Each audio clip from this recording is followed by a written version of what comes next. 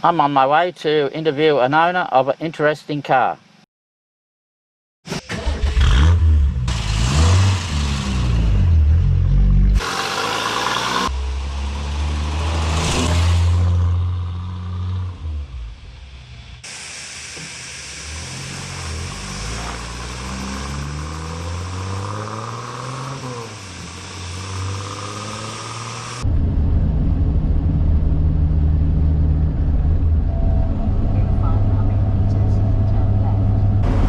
I'm on my way to see Chris and have a chat about his Peugeot.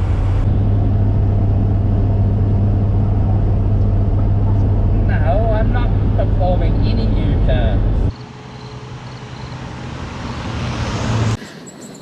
Well, I'm here with Chris and we're talking about this lovely Peugeot 203. 203. Now, I think you've had this a very long time. So long, Jim, I don't actually remember when I bought it, but yeah, it's been part of the family forever, and it's a 1953 model. And when Graham Wallace at the Peugeot Car Club in Victoria decided to do a sort of semi-round Australia rerun of the 53 Red X to celebrate Peugeot's 50th anniversary of winning that rally, there was a mass rush to restore a lot of 203s and 403s in Australia, and I thought, this is it. This is the excuse I need. So it was a bare metal rebuild. There was, when we took the paint off it, there was a lot of bog and stuff in it from previous, no major damage, but guards were a bit out of shape. Yeah. And I had a young panel beater who worked on it up here in the shed at weekends for me, and he did a lovely job, went right through it. And then we had it stripped down to a shell. And I took it to Newcastle and had it painted in Newcastle. And then we brought the rolling shell back on a trailer on a Friday afternoon, backed it into the shed, put it up on 4 stands, and Jimmy Woolley, Greg Stewart, John Watt, myself, and Chris, an auto electrician from Cranes in Newcastle, the 5 of us worked on it over the weekend, and we drove the finished car out on Sunday afternoon. Which says not only that the boys knew what they were doing, but it's a relatively simple project. And I restored this. I was always going to drive my 404 in this Red X rerun, but I thought it was a good excuse to restore the 203. And John Watt and Greg Stewart, whose names you'll see are on here, John's father was in a 203 team in the 1954 Red X, right. So he really wanted to do it in memory of his father. And John and Greg used to come up here in the early days racing billy carts at Riverwood Downs, and we became really good friends. And so I knew John, his father had a history in the Red X and 203s, so I said, would you like to drive my 203? And couldn't help themselves. And they drove it in the Red X, and they drove it in quite a few other outback rallies with the Peugeot Car Club.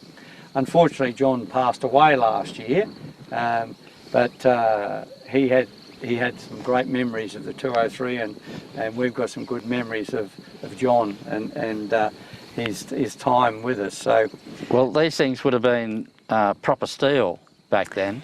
If you drive your fist into that mud guard, the only damage is going to be your fist. So you can sit on here if this was a modern car. Oh yeah. No. Feel free. You can feel absolutely no giving. In fact, you could probably melt it down and make a couple of Hyundais out of this. Yeah. You probably could. But so any outback excursions into the scrub would have only scratched the paint, I would have thought. Basically, yeah. The only thing that we've suffered, and I've repaired it a couple of times, is things like in the Gibber deserts, those sharp flint rocks. When they're thrown up by the back wheels, they actually pepper underneath the guard, and in fact the guard on this side has got some stone damage from underneath. Really? From the last adventure. We put Coney shock absorbers on it. It's got a a 403 engine in it, which is the 1400 rather than the 1200. Yep, Exactly the same engine. Only difference is the capacity. It did the Red X. It did the Ampol rerun. It's done the 3 tracks. Yep. Alistair and Myra Ingalls from the UK, who come out here every year. He brought his own station wagon out from England to run in the Red X. Really? Yep.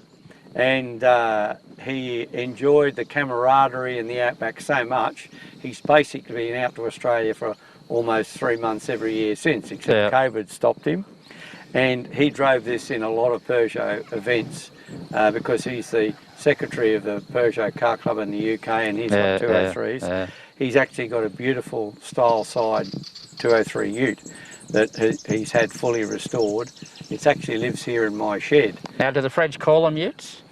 Well, the style side ute was only made in Australia. Oh, okay. Actually, they brought a lot of panel vans into Australia and they couldn't sell them.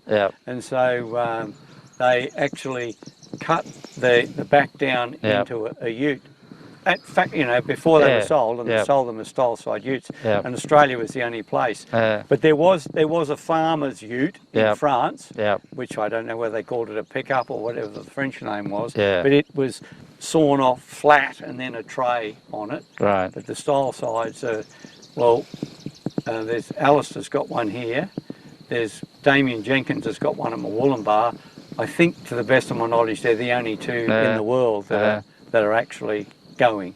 So they're very rare. No, the 20, it's been a great little car. We put Coney shock absorbers on the back of it for the outback work.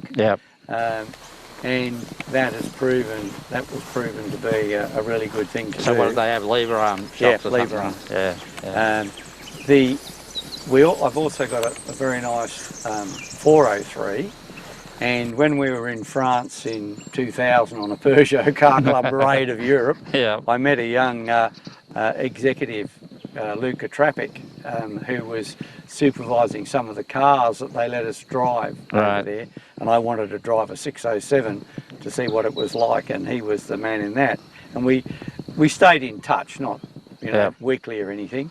And when the Red X came up, I sent him an email and said, would you and a friend like to come out to Australia and drive one of my cars in the Red X? And they couldn't get here quick enough. So Luca Trappic and Bertrand Rivard turned up, and we prepared the 403 for them, and they had a wonderful time. They couldn't get over the fact that they got into the outback and it was 74 kilometres without a bend in the road. No, it'd be totally different. Adventure for them. They were blown away by Australia and the vastness of it. You know, 500 kilometres without a village. But as most people who don't know Australia conditions do, they got caught out. When we came down past Lake Eyre, they saw this wonderful salt pan. Thought, that'd be nice. Let's have a drive out there. So they drove the 403 out onto Lake Eyre, and it just went whack, bogged down to the floor pan. And it was a bit like the Egyptians building the pyramids. There was guys pulling on ropes and guys pushing. We eventually got it out, but it was a really big effort. So being the 2 Frenchmen in Lake Eyre, we posted a picture on the Peugeot website and we titled it 2 Frogs in a Pond. So that's just a little aside from the Red X. But no, it's a great car. I'll show you the engine bay. There's nothing simpler than the engines in these. It's I'll pop the French are known for that. But it's those 2CV Citroens are known for the simplicity. Simplicity. Hello, I'll lock the door now. I'll open it for you in a minute, Jim, and you'll be able to photograph it. But the carburetor sits on the rocker cover. All right. and it goes down through the rocker cover into the manifold. Right. But it's got two metal plates on the side where they machined all the ports and things, and that's why that 403 engine ended up in the Lynx Peugeot racing cars and things. Right, Because yep. you take the two plates off, Yep. put twin Webbers on, and Yeah. you've got a really efficient Yeah, engine. And so yeah. this 403 engine appeared in a lot of sort of sports racing Yeah. machines because it was such a modifiable engine.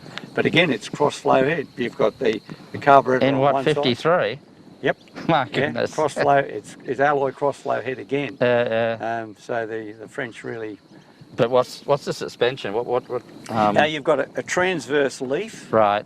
Like that. In the Yep. front end, Yep. which holds the bottom of the kingpin, Yep. and you've got a lever arm shock on the top. Oh, okay. And it really works in the dirt. Yeah. They drive as if they're on rails. Really? Yeah. And that's why, they surprised the world in '53 when this little 1200cc French car appeared and swept all before it. Now, what is it about French cars and French car owners that are so adventurous? Now, I'm a British car owner, and the various British car clubs I'm in are hard-pressed leaving the capital city. You know, they sort of have a run to the Blue Mountains or something, and it's, that's a bit far to go.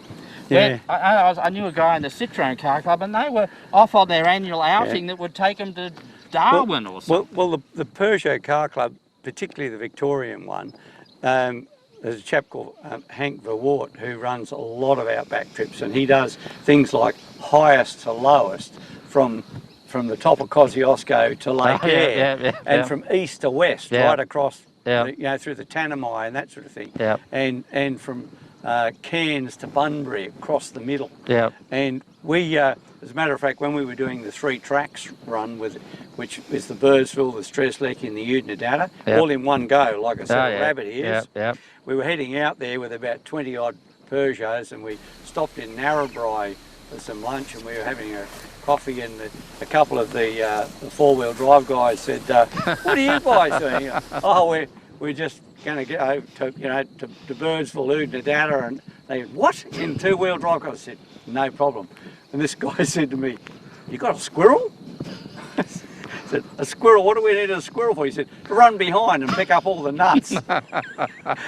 And I said, "Bro, you don't know French cars, and we went through. Well, those early Dakars, you watch the film of early Dakars, and they're going out into the bloody whatever that sandy desert is in an old Peugeot, you know. Well, near Fink, you've got the centre of Australia, about 20 kilometres this side of Fink, but the marker is 15 kilometres in through the sand dunes. Right. There's a big sign says 4-wheel drive only. Well, I've got to tell you, any road that says 4-wheel drive only is like throwing the gauntlet down to the Peugeot boys. So we took the 20 vehicles in there, and 2 of them we had to give a bit of a push up one of the sand dunes. All the others made it on their own. I think it's the low gearing and the torque, and you don't get the wheel spin. They'll just grind away slowly. But I think the reason a lot of us are attracted to the French cars is the French build a bit of their arrogance into them. The handling is really great, and the suspension is really great, and you can drive them hard, and you can feel the 4 wheels under the seat of your pants. So that's always been my attraction to the French cars. Particularly the old ones. I mean, I think as we get into the new cars today, they're all pretty much the same. There's not a lot between them. Bear any resemblance to the past. But back in these days, they had personality.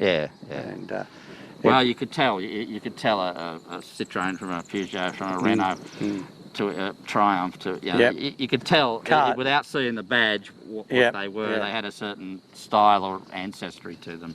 Now you don't know whether it's an Audi or a Hyundai. No, and they'll have a badge on it, but they won't have a name written on it, so you still have no idea. And half the time they came out of the same factory. Yeah, I was at a car event the other day, and there was this Ferrari-looking thing, and it had a badge on it. And that was all. I knew it wasn't a Ferrari, so I had to sort of Google the badge to work out it was a McLaren, Right. No, and also even back there in the, you know how we've got the fold down seats today in the cars. Yep. Well, this one's back seat. Folds it actually down. folds up instead Really? of down, but you've got full length loading right through to the seat. There's not a lot new really in the automotive world other than electronics. Yeah, yeah. And thank God this hasn't got them. Yeah, we don't want that stuff. No, no. But no, it's a great fun car, and believe it or not, there are more 203s in Australia than there are 403s, which is the later model. Yeah, And I believe now, particularly after the Red X, we've probably got more restored 203s in Australia than they've got in France. It's incredible what a great little car they are that stood the test of time. Yeah. Well, thanks very much for that little chat. Our pleasure. No worries. I'm Quack McBallard. Bye for now.